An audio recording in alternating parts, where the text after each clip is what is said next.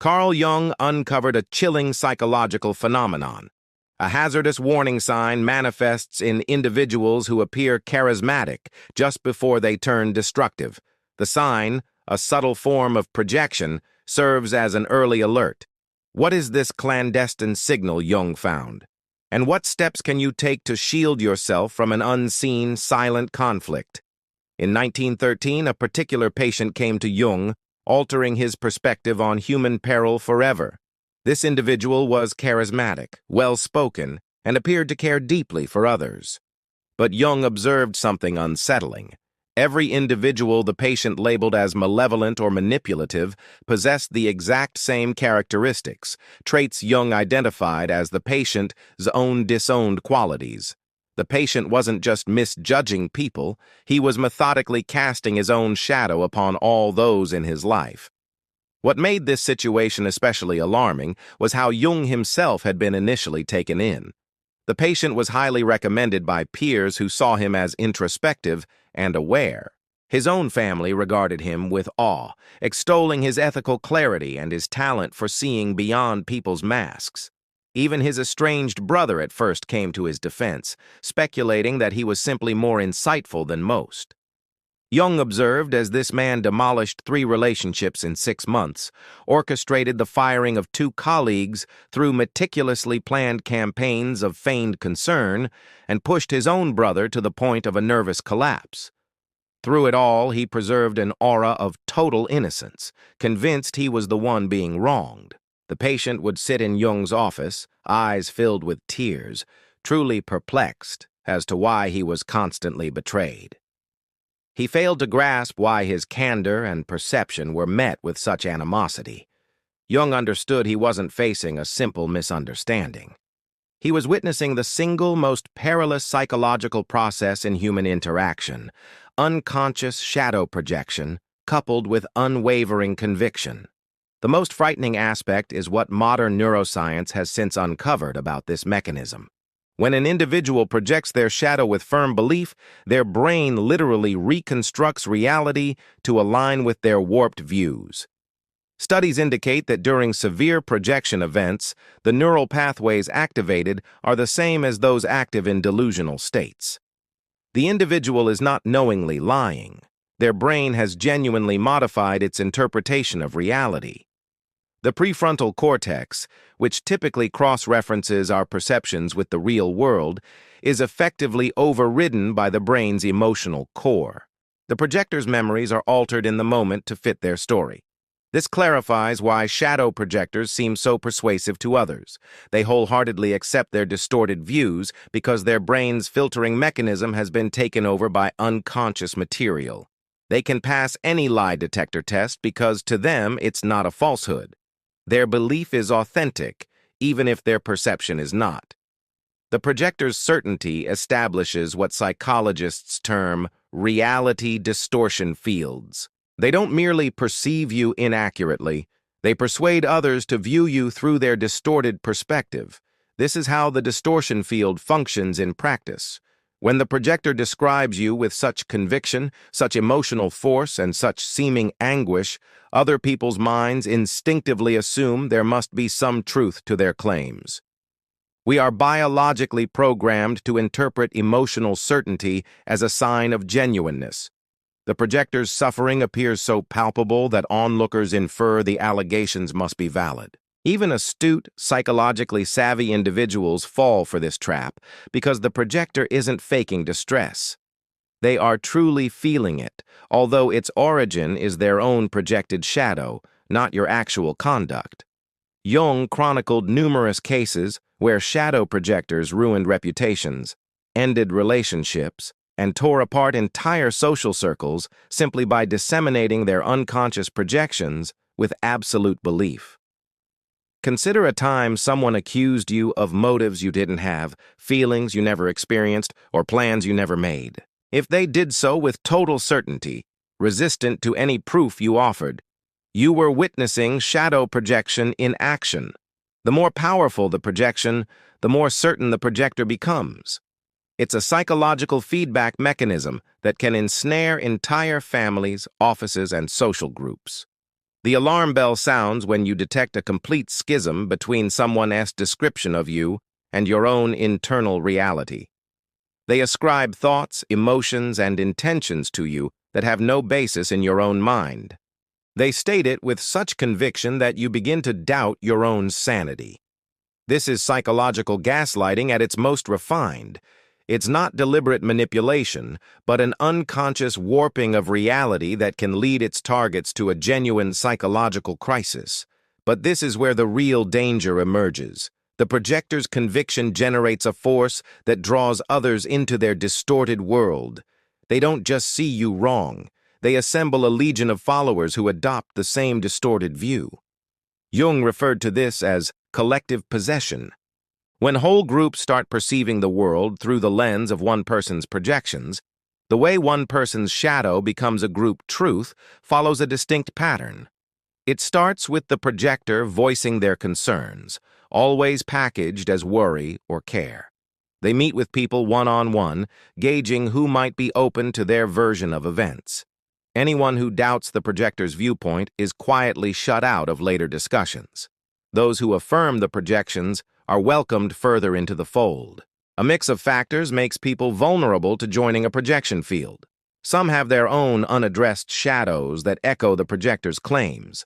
Others are afraid of being the next target if they resist the prevailing story. Many just accept the projector's emotional intensity as proof of their story's validity. The projection spreads like a mental contagion, infecting people one by one until a tipping point is reached. Then the group's shared belief in the projection becomes self-sustaining. Anyone who questions it is labeled as naive, in denial, or an accomplice to the accused.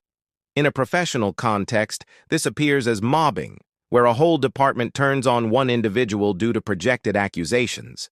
In families, it manifests as scapegoating, with one member becoming the container for all the family's problems.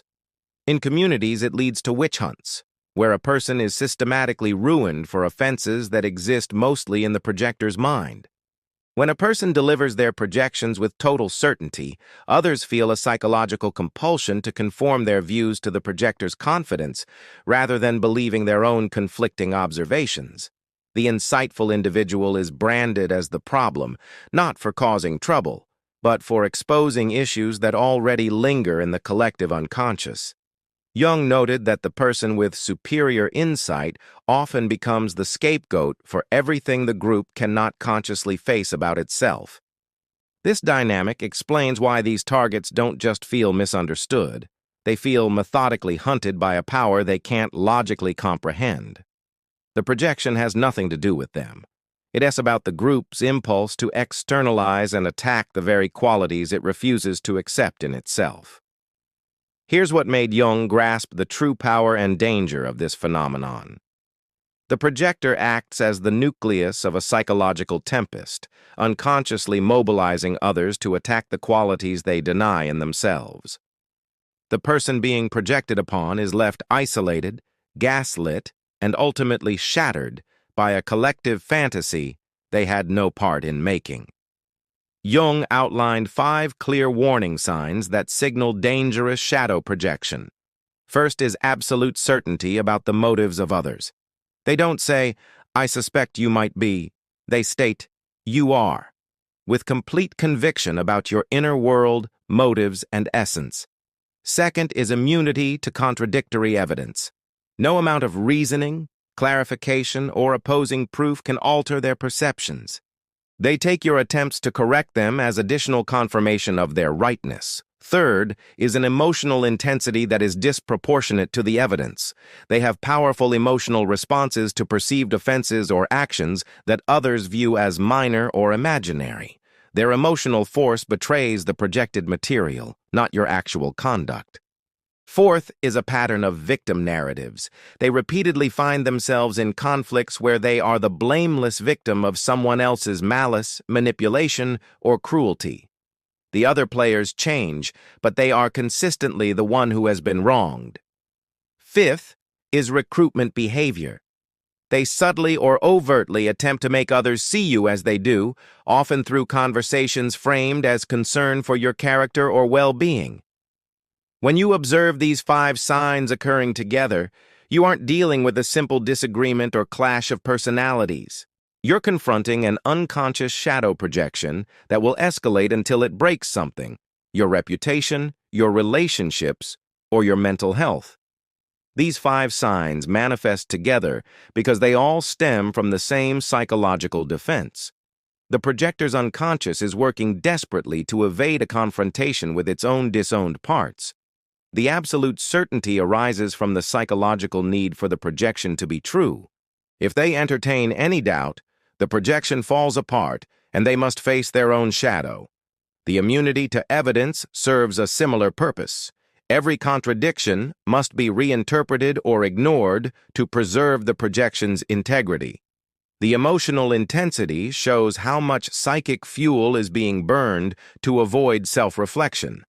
The victim narrative shields their self-concept as good while projecting all badness onto others.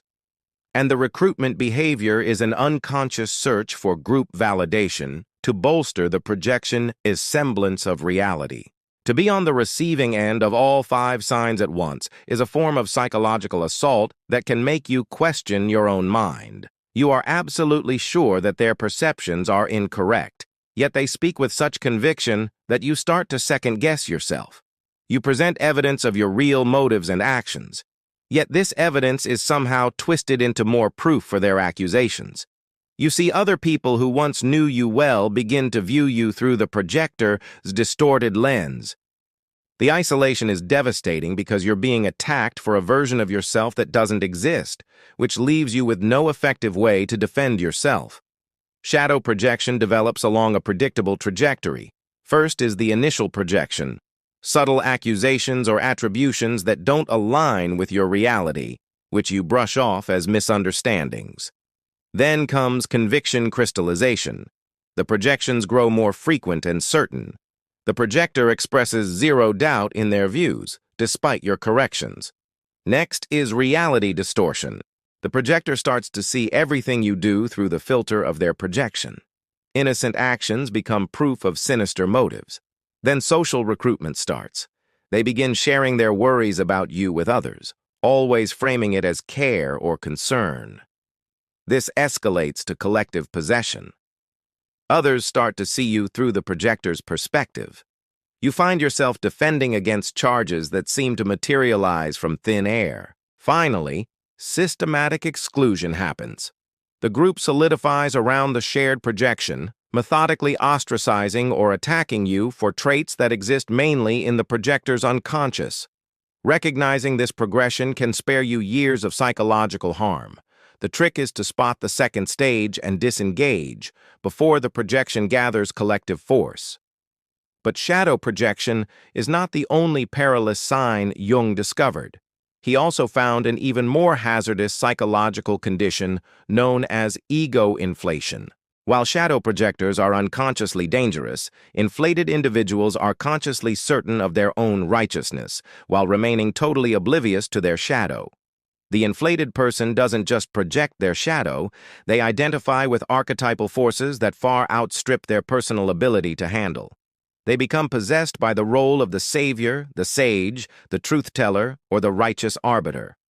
Unlike overt narcissists, who are easy to identify, inflated individuals often seem spiritually advanced, morally superior, or intellectually enlightened. This apparent superiority makes them far more dangerous, as people willingly accept their authority.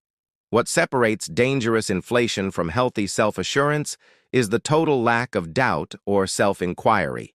A healthily confident person can admit to uncertainty and errors. They know the boundaries of their knowledge and perception. The inflated person sees no such boundaries. They have reached a state of psychological certitude that bypasses the normal human capacity for introspection. The peril of spiritual and moral inflation is especially severe because it masks itself as virtue. The person isn't inflated about their money, looks, or smarts. They are inflated about their goodness, their wisdom, their link to truth, or the divine. This renders their inflation almost invisible to others and entirely invisible to themselves. They excuse actions that violate their stated principles by reframing them as necessary for a higher purpose. The spiritual guide who exploits followers is helping them overcome attachment. The moral crusader who ruins lives is serving justice. The inflated person's identification with archetypal good allows them to commit archetypal evil while being completely convinced of their own righteousness. The warning signs of dangerous inflation include never questioning their own motives. Whereas genuine spiritual leaders show humility before the unknown, inflated individuals demonstrate absolute certainty in their perceptions and judgments. They see disagreement as a form of evil. They don't treat questioning as useful feedback, but as resistance to truth, goodness, or divine will. They exhibit remarkable charisma alongside rigid thinking. Their conviction creates a magnetic pull, while their inflated state erodes psychological flexibility. Jung warned that inflated individuals ultimately break down under the psychic strain of identifying their small ego with transpersonal forces. But before they break, they often inflict devastating harm on others through their unwavering belief in their own moral high ground. The third hazardous sign Jung noted is a complete identification with the social persona. The mask we present in public becomes the only identity a person acknowledges. This leads to what Jung called the perfect person problem. Someone so attuned to social norms that they have lost all touch with their authentic self and shadow. The danger isn't immediately clear because persona-identified people are often paragons of social decorum. They always know the right thing to say, how to behave, and what face to show. But this perfection hides a chilling void. When someone has channeled all their psychic energy into upholding a flawless public image, their denied shadow aspects don't simply vanish. They build up in the unconscious like pressure in a sealed vessel. The warning signs include an uncanny social flawlessness. They never seem to have off days, improper reactions, or human flaws. There's an artificiality to your interactions. Despite their technical correctness, something feels empty or rehearsed in their company. They have extreme responses to perceived threats to their image. Any challenge to their perfect persona sets off disproportionately defensive reactions. Jung recorded how persona-identified individuals often suffer sudden shadow eruptions, explosive events where all their repressed material bursts forth destructively. The more perfect the persona, the more chaotic and dangerous the eventual shadow explosion. This shadow eruption is unavoidable because psychological energy can't be eliminated, only redirected. Every impulse, emotion, and tendency that is refused conscious acknowledgement continues to exist in the unconscious, gathering strength over time. The eruption is often set off by a situation where the persona can no longer be upheld, a crisis that requires an authentic response, or a moment where the mask falls and the person sees their own emptiness. What comes out is often the complete opposite of what the persona represented. The perfect parent who suddenly deserts their family. The model employee who embezzles funds. The moral icon who is found to be a profound hypocrite. What makes these eruptions so tragic is that the person often can't learn from them. After the event, they either cling more tightly to the persona, insisting it was a fluke that will never happen again, or they collapse completely, unable to build a new identity that integrates both their light and dark sides. The persona-identified individual lacks the psychological skills for integration because they've spent their entire life avoiding the inner work that makes it possible. Perhaps the most alarming sign Jung pinpointed is archetypal possession. This occurs when someone loses their individual identity and becomes a conduit for transpersonal energies they cannot manage. You can spot this state when a person's personality seems to vanish, replaced by something ancient and impersonal. Their eyes look different. Their voice changes. They speak with an authority that doesn't match their personal experience. They might become possessed by the eternal victim, forever suffering and needing to be saved. Or the righteous warrior, fighting cosmic wars against evils only they perceive. Or the divine parent, treating other adults like children in need of their guidance and control. The possessed individual feels an extraordinary sense of certainty and purpose. The usual ambiguity of human consciousness is gone, replaced by an absolute conviction that can be incredibly persuasive to others. How can you tell archetypal possession from passionate belief? The crucial distinction is that passionate belief stays connected to the individual's personality, history, and ability to doubt. The possessed person's conviction seems to originate from beyond them. They speak as if they are channeling a force rather than stating a personal view. When you converse with someone who is possessed, you get the uncanny sensation that you are no longer speaking with them. You are speaking with the archetype that has possessed them. Their answers are predictable because they don't come from individual thought, but from the archetypal pattern. This is why it's nearly impossible to get through to them with logic, emotion, or appeals to your shared past. The person you knew is temporarily gone, replaced by an impersonal force that cannot be reasoned with or appealed to. This is what makes archetypal possession so perilous. Archetypes hold extreme dualities. The same archetypal force that creates saints can also create fanatics. The person possessed by the savior archetype will inevitably show its shadow side, often becoming the very thing they claim to fight against.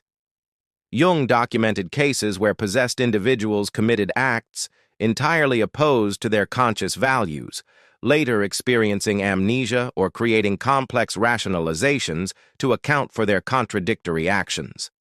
The final dangerous sign is what Jung termed the compulsion to repeat.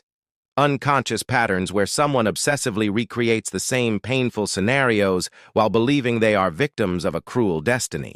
This may seem less threatening than the other signs, but people caught in repetition compulsions unconsciously enlist others to play parts in their unresolved psychological dramas.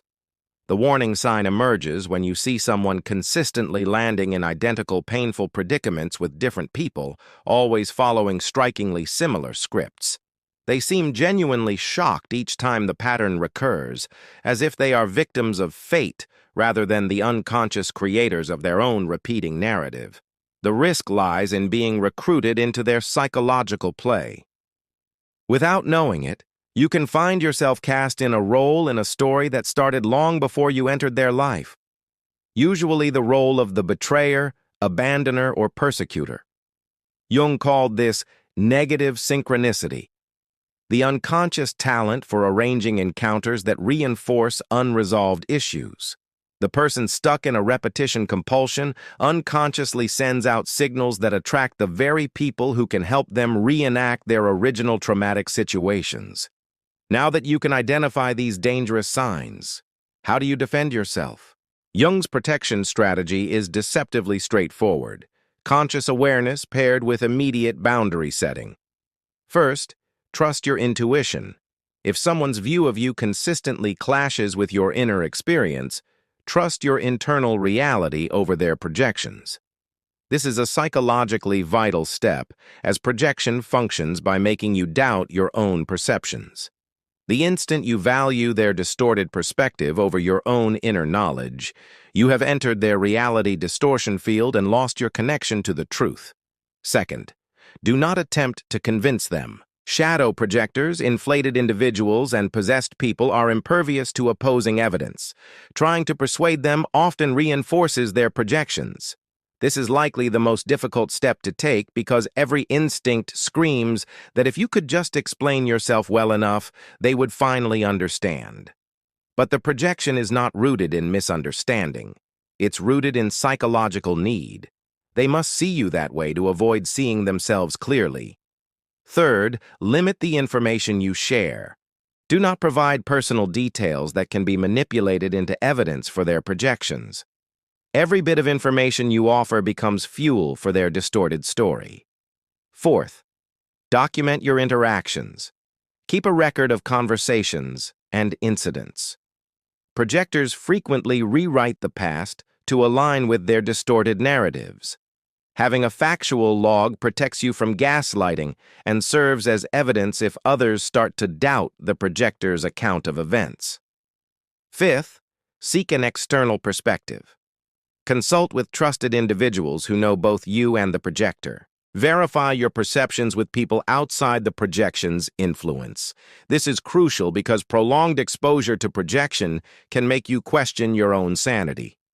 Sixth, withdraw if you must. Sometimes the only way to win is not to play. If someone exhibits multiple dangerous signs, a strategic retreat may be your only defense.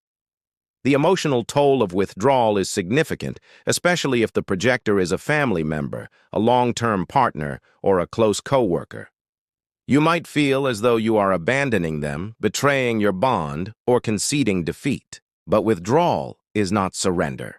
It's an acknowledgement that you cannot help someone who is unconsciously dedicated to their warped view of reality.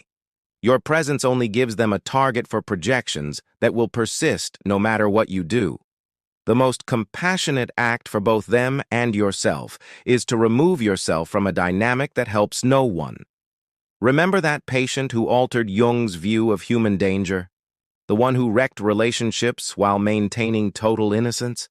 Jung eventually understood that this patient's shadow projections weren't accidental. They were methodical efforts to avoid confronting his own capacity for the very behaviors he saw in everyone else. The patient couldn't bear the knowledge that he was capable of manipulation, cruelty, and selfishness. So his unconscious mind projected these traits onto everyone around him, allowing him to feel pure while unconsciously engaging in the very behaviors he condemned. This is the tragic paradox of shadow projection. People become the very thing they most fear or despise, all while remaining completely oblivious to their own transformation. But here is what Jung found that can save you. Conscious awareness of these patterns breaks their hold. When you can spot shadow projection, ego inflation, persona identification, archetypal possession, and repetition compulsions, you are no longer susceptible to their unconscious sway. The most dangerous people are those who are unaware of their own darkness. But the moment you become conscious of these patterns in others, and in yourself, you step outside their psychological reach. Jung dedicated his life to charting these hazardous territories of the human psyche, not to instill fear, but to foster freedom. Freedom from unconscious manipulation, freedom from projection fields, and freedom from being conscripted into other people's psychological dramas. The most dangerous psychological sign, according to Carl Jung, is not just shadow projection. It's the total unawareness of one's own shadow, combined with an unshakable conviction in one's own perceptions. When you meet someone who exhibits this sign, recall Jung's words, "The most terrifying thing is to accept oneself completely." People who cannot fully accept themselves will inevitably make you the vessel for everything they cannot stand to see in themselves.